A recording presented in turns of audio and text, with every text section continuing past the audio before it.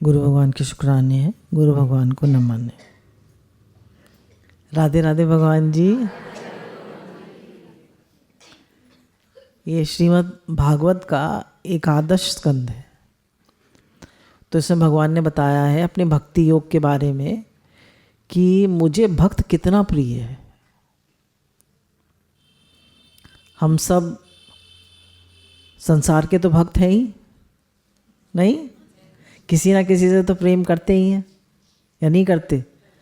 कोई पैसे का भक्त है, कोई पत्नी भक्त है, कोई बेटा भक्त है, कोई पति भक्त है। किसी ना किसी से तो हम प्रेम संसार में करते ही हैं, क्योंकि प्रेम हमारा स्वभाव है।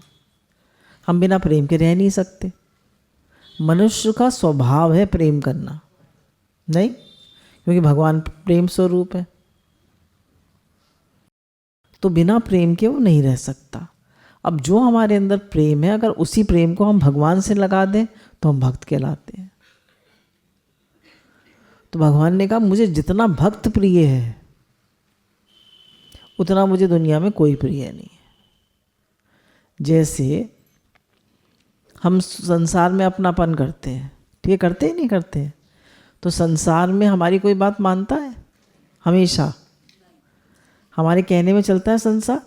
हमारा शरीर हमारे कहने में चलता है। मैं जैसा कहूँ वैसा रहे, कभी बीमार ना पड़े, हमेशा तंदुरुस्त रहे, बुढ़ा ना हो, काला है तो गोरा हो जाए, लंबा है तो छोटा हो जाए, छोटा है तो लंबा हो जाए। होता है ऐसे? नहीं, जैसा है वैसे ही रहता है। और जब बीमार पड़ना होता है तो बीमार भी पड़ जाता है। तो शरीर हमारे कहने में नहीं चलता, तो हमारा हुआ नहीं। अच्छा, बच्चे हमारे हमेशा कहने में चलते हैं? हमारे हुए? पति पत्नी एक दूसरे के हमेशा कहने में चलते हैं? हुए वो हमारे? नहीं। कौन हमारा हुआ? अच्छा, भगवान जो है, अगर हम उनके भक्त हैं, अगर हम उनके भक्त हैं, वो हम उनसे प्रेम करते हैं, तो वो हमारे कहने में चलते हैं। तो वही चीज़ देते हैं जो हमारे लिए लाभकारी। हम तो दुनिया भर की चीज़ें मांगते रहते हैं। तो भगवान हमारे कहने में चलते हैं और दुनिया में कोई नहीं चलता। तो भगवान ही हमारे हैं और कोई हमारा हो ही नहीं सकता। जो हर समय हमारे साथ रहे, हर जगह हमारे साथ रहे, हर काल में हमारे साथ रहे, वो ही हमारा होता है। ऐसा कौन है बताइए? भगवान ही है सिर्फ, और ऐसा कोई नहीं है। अब गुरु कहते हैं कि भाई हम भक्त बने,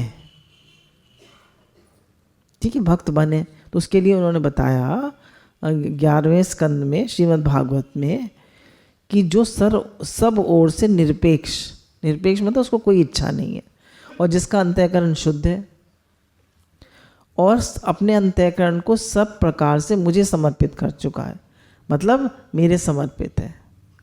तो उसको क्या होता है? वो अपने आत्मा के रूप में परमानंद का अनुभव करता है। कहता है आनंद ही आनंद है। वो अपने आत्मा के रूप में भगवान का अनुभव करता है और उसको परमानंद का अनुभव होता है।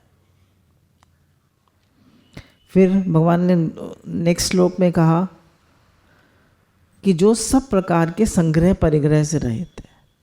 संग्रह बाहर से भी संग्रह नहीं करता। अब आप गृहस्थ में हैं तो थोड़ा बहुत संग्रह तो सभी के पास होता है। सन्यासी के लिए का बाहर से भी संग्रह ना हो, बस बहुत कम वस्त्र और बहुत पैसा वैसा बिल्कुल इकट्ठा ना करे सन्यासी। पर गृहस्थ भी जो है बहुत ज़्यादा संग्रह ना करे। इच्छा कभी ख़त्म होती है, और ले लें और ले लें। आजकल सेल लगी हुई है, ये भी ले लें वो भी ले लें। जब जाड़ों का सीज़न आएगा तो महंगा मिलेगा, ये भी ले लें वो भी ले लें। तो मन को कह दिया करिए मुझे कुछ नहीं चाहिए, हे नाथ मुझे कुछ नहीं चाहिए, बस आपसे मेरा प्रेम हो जाए। हे प्रभु, बार बार कहिए मेरे मन में कभी कोई इच्छा ना आए, मेरा मन आप में लगे, आप में लगे प्रभु। तो भगवान ने कहा जो संग्रह और परिग्रह से रहित है, बाहर से भी संग्रह नहीं करता, परिग्रह मन में तो कोई बात रखता ही नहीं। अब एक हम लोगों में देखिए खराबी होती है, जैसे हमारे मन में कोई बात आई। अब कुछ लोग तो बहुत होशियार होते हैं, वो नहीं कहते, पर कुछ लोग ऐसे होते हैं कि उनके मन में कोई बात आई तो वो निकल ही जाती है, वो ना चाहते हुए भी। क्यों? क्योंकि उनके पेट में कोई बात पचती नहीं है, वो कह ही देते हैं। किसी की बात कोई बुरी लग गई, कुछ लोग तो नहीं कहेंगे, आपस में कह लेंगे बस ख़त्म, पर उससे नहीं कहेंगे, पर उसको बुरा मान के बैठ जाएंगे। पर जो वो होता है सीधा साधा बेचारा, वो कह देता है और फिर सोचता बेकार ही कही, अब कह दी तो कह दी, कह दी तो उसकी आदत होती है कि उसको कोई चीज़ बुरी लग गई तो कह देता है, मन में कुछ नहीं रखता, परिग्रह नहीं करता किसी चीज़ का। अब हम बता देते हैं, जैसे अम्मा जी थे, वो कोई भी चीज़ होती थी तो बता देते थे, डांट के ही बताते थे, ऐसा ना बड़े प्रेम से बताते थे, डांट के ही बताते थे। तो डांट के बताते थे तो वही बुरा लगता था इधर से। पर हमारी ऐसी आदत होनी चाहिए कि हम प्रेम से बताएं। जैसे मानिए मैं बहुत गुस्सा हूँ तो हम बता दें भाई आज हम बहुत गुस्सा हैं। एक तो ऐसा होता है तरीका बताने का, हम गुस्सा है, आई एम वेरी एंग्री, मैं बहुत गुस्सा हूँ। पूछेंगे क्या बात होगी तो बात बता दी। एक तरीका होता है चिल्ला चिल्ला के गुस्सा होना, कौन सा ज़्यादा अच्छा है? हैं? बता देना।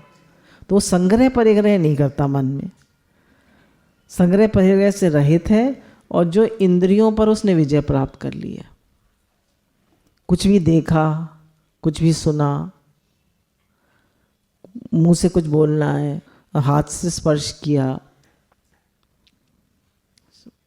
मुंह से खाने की कोई वस्तु है, हर चीज़ में उसको पता है, अपनी लिमिट पता है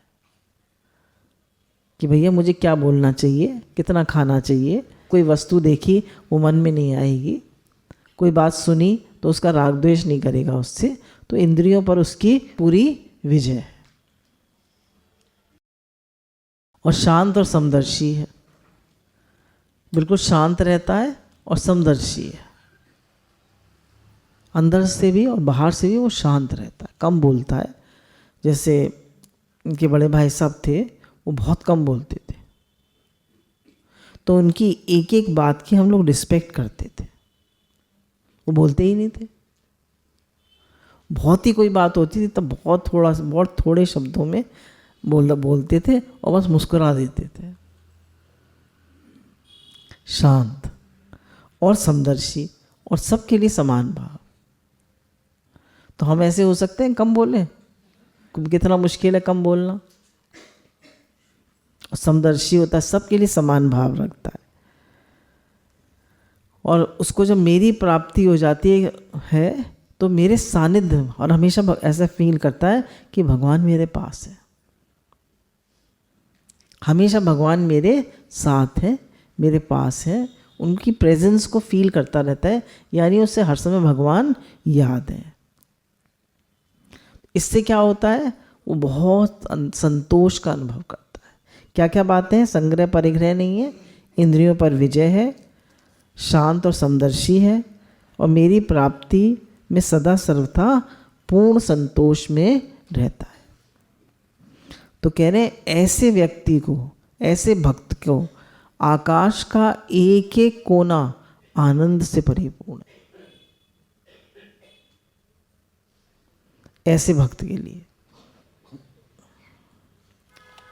फिर दूसरा बताया, जिसने अपने आप को मुझे सौंपकर, मुझे छोड़कर, अब मतलब कुछ भी नहीं चाहता, भगवान के अलावा हम कुछ भी ना चाहें। God is my first priority.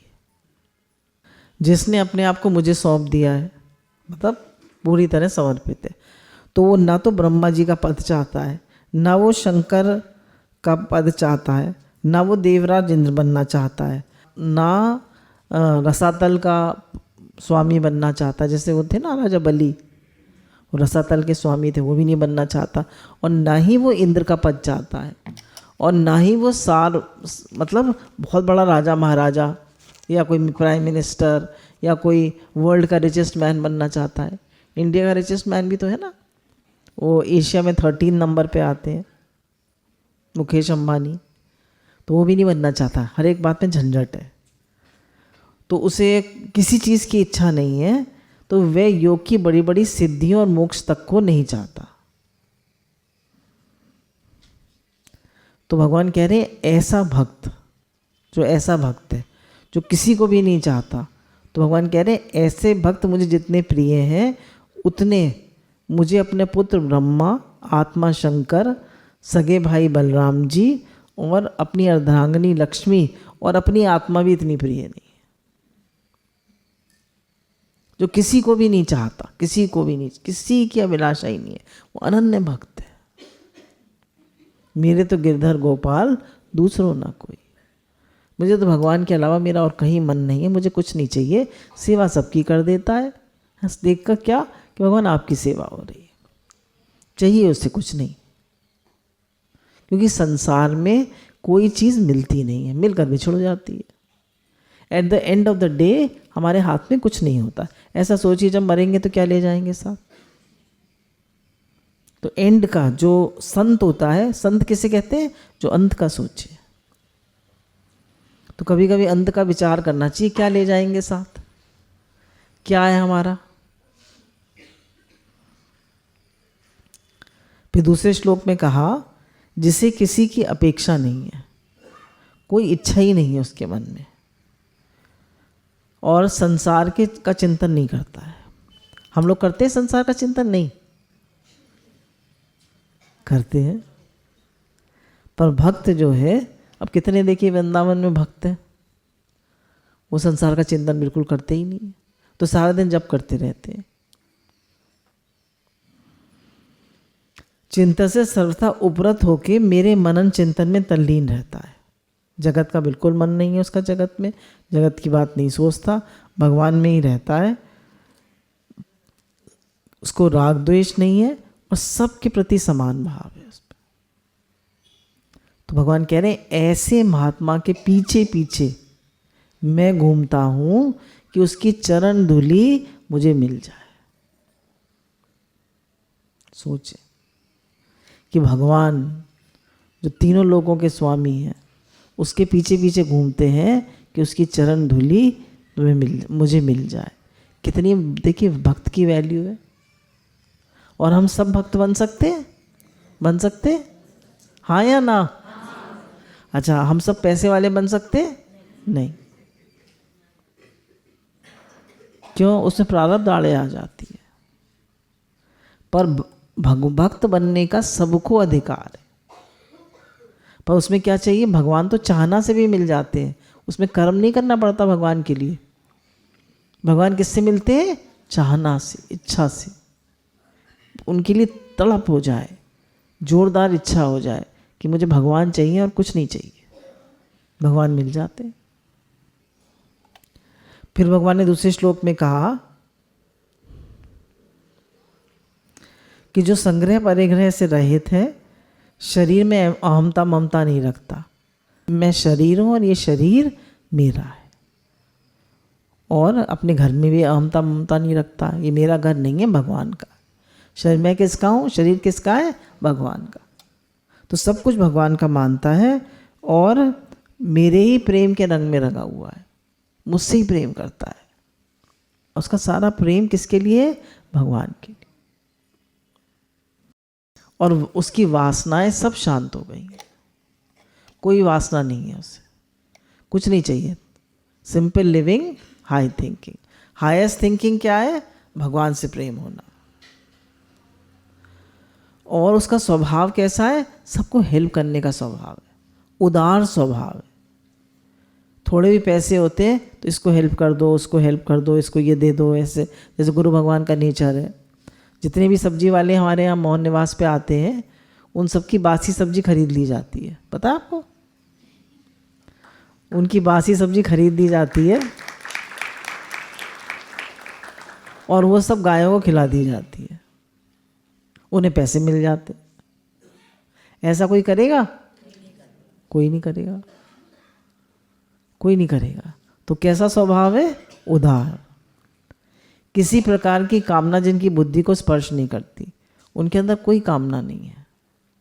ऐसे लोग जो कि उदार हैं, सबकी हेल्प करते हैं, प्रेमी हैं, कोई कामना नहीं है और संग्रह परिग्रह नहीं है, प्रेम के रंग में रंगे हुए हैं, वासनाएं शांत हो चुकी हैं, तो किसका अनुभव करते हैं? वो परमानंद का अनुभव करते हैं। हमेशा प्रसन्न रहते हैं। अब भगवान कह रहे हैं मेरा भक्त जो है ऊधो, वो विषय उसको बार बार पराजित करने की कोशिश करते हैं। बहुत सारे विषय उसके सामने आते हैं, बहुत सारे कपड़े, बहुत सारे ज्वेलरी, बहुत सारे मान बड़ाई, बहुत सारी खाना पीना सब आता है, पर क्योंकि वो मेरी भक्ति में लगा हुआ है तो हज़ारों विषय आते हुए भी वो उनसे पराजित नहीं होता, वो उनसे बच के निकल जाता है। क्यों? मेरी भक्ति में लगा हुआ है। फिर उससे अगले श्लोक में कहा कि जैसे धधकती हुई आग लकड़ियों को जला देती है, ऐसे ही मेरी भक्ति, मेरा नाम जप जितनी भी पाप राशि है उसको जलाकर भस्म कर देती है। तो भक्त को क्या करना चाहिए? निरंतर नाम जप करते रहना चाहिए। सबसे बड़ी बात है याद रखे। अब सबका याद रखने का तरीका अलग है। कुछ लोग नाम जप से याद रखते हैं, किसी को ऐसे ही याद रहता है, कोई अपने कर्मों को समर्पित करते रहते हैं, कोई हर समय समर्पित रहते हैं, किसी को भगवान से इतना प्रेम है उसको वैसे ही याद रहते हैं। तो सबका अलग अलग तरीका है। पर अगर हम युग धर्म से देखें, कलयुग है ना ये, अगर हम युग धर्म से देखें तो कलयुग नाम आधारा। तो युग धर्म के हिसाब से भगवान को याद रखना सबसे सरल तरीका क्या है? नाम जप। अब भगवान कह रहे हैं कि ऊधो योग साधन ज्ञान विज्ञान धर्म अनुष्ठान जप पाठ तप त्याग मुझे प्राप्त कराने में उतने समर्थ नहीं है जितनी दिनों दिन मेरी अनन्य प्रेम भक्ति मुझे प्राप्त करा देती है। जितना मैं अपनी प्रेम भक्ति से मिलता हूँ उतना किसी से नहीं मिलता। कितना भी पाठ करो, कितना भी जप करो, भगवान से अनन्य प्रेम नहीं। अनन्य मतलब अन्न से नहीं है, सिर्फ भगवान से। फिर आप सोचेंगे भाई हमारे घर और बच्चों का क्या होगा? वो सब भगवान के हैं। उनसे ज़्यादा आप भगवान को प्रेम करिए, उनसे ज़्यादा। उनको क्या है? उनको भगवान का मानकर उनकी संभाल करिए, पर उनमें मेरापन मत करिए कि ये मेरे हैं, मेरा कोई नहीं है। न बेटा मेरा, न पति मेरे, न बच्चे मेरे, न घर मेरा, न पैसा मेरा, सब किसका है? भगवान का है। अब भगवान कह रहे हैं जब तक शरीर पुलकित नहीं हो जाता, जब तक हमारा शरीर पुलकित नहीं हो जाता, पुलकित का क्या मतलब होता है? रोमांच नहीं हो जाता। रोमांच जैसे कोई चीज़ होती है ना बहुत, जिसमें प्रेम उमड़ता है और एकदम रोमांच हो जाता है, तो चित्त, उसका शरीर पुलकित नहीं हो जाता और चित्त पिघलकर गदगद नहीं हो जाता, आँखों से आंसू नहीं बहने लगते। कभी जब हमारे कोई संसार में दुख की बात होती है या हमें बहुत तकलीफ़ होती है तो आंसू निकलने लगते हैं नहीं? हो दुख होता है तो आंसू निकलते हैं या नहीं? लोग फूट फूट के रोते हैं। भगवान के लिए कभी फूट फूट के रोते?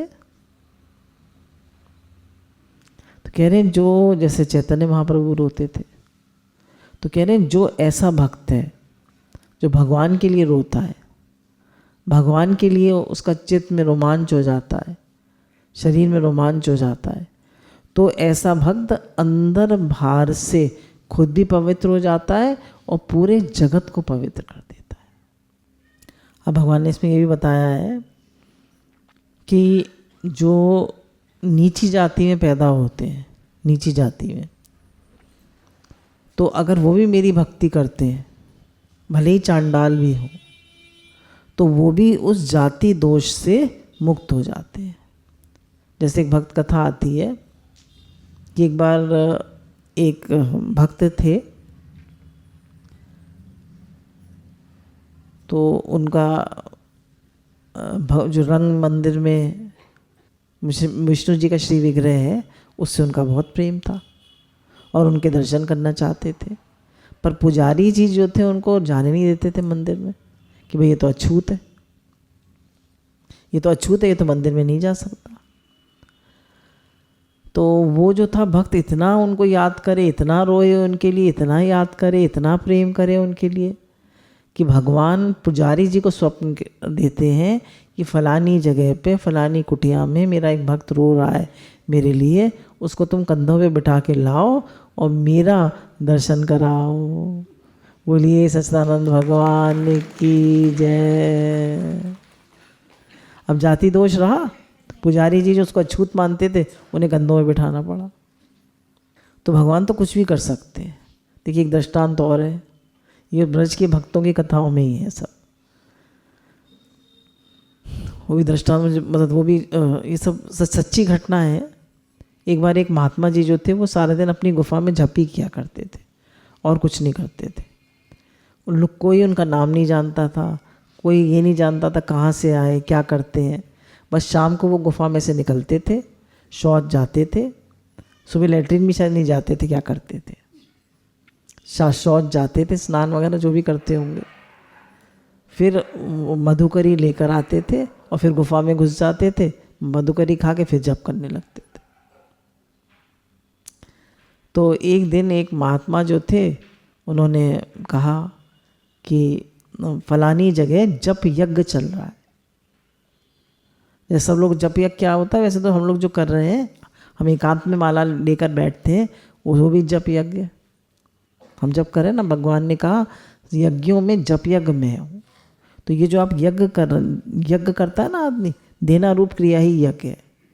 तो जप जो है वो सबसे बड़ा यज्ञ है। तो वहाँ पे जप यज्ञ हो रहा था, माने बहुत सारे लोग बैठ के जप कर रहे थे। तो महात्मा जी जो थे उन्हें ज़बरदस्ती ले गए कि भाई चलो तुम वहाँ पर जप यज्ञ हो रहा है, तुम वहाँ चल के जप करना। तो उन्होंने कहा ठीक है। खैर वो गए, 2-3 दिन से ज़्यादा उनका मन नहीं लगा, वो वापस आ गए। तो 3 दिन बाद जब अपनी कुटिया पे आए तो ये उनको आवाज़ आई कि महात्मा जी आप कहाँ चले गए थे, मैं तो 3 दिन से भूखा हूँ। तो उन्होंने चारों तरफ देखा तो कोई भी नहीं था, एक कुत्ता था। तो उन्होंने कहा भैया तुम कौन हो, कौन हो भैया तुम? तो उसने कहा कि मैं ये पास वाला जो मंदिर है बड़ा सा, उसमें मैं पिछले जन्म में पुजारी था। तो भोग के लिए बहुत बढ़िया नवरत्न के लड्डू आए थे, तो मैंने उन्हें बिना भोग लगाए खा लिया था, तो मैं प्रेत बन गया हूँ और इस कुत्ते में रहता हूँ। तो आप जब मधुकरी लेकर आते थे तो मुझे रोटी डाल दिया करते थे। तो मैं, क्योंकि आप अकिंचन महात्मा है, आपको कुछ नहीं चाहिए, तो वो रोटी आपकी खा के मैं तृप्त हो जाता था। पर आप बाहर चले गए तो मैंने 3 दिन से कुछ नहीं पाया है। तो महात्मा जी को बड़ा आश्चर्य हुआ कि भैया ब्रज का तो कुत्ता भी वो है, भक्त है। तो उनको खैर उन्होंने पूछा कि तुम तो भाई भगवान के दर्शन भी करते होगे, तुम तो भाई प्रेत रूप में रहते हो। बोले करता तो हूँ पर आपके जैसे नहीं करता।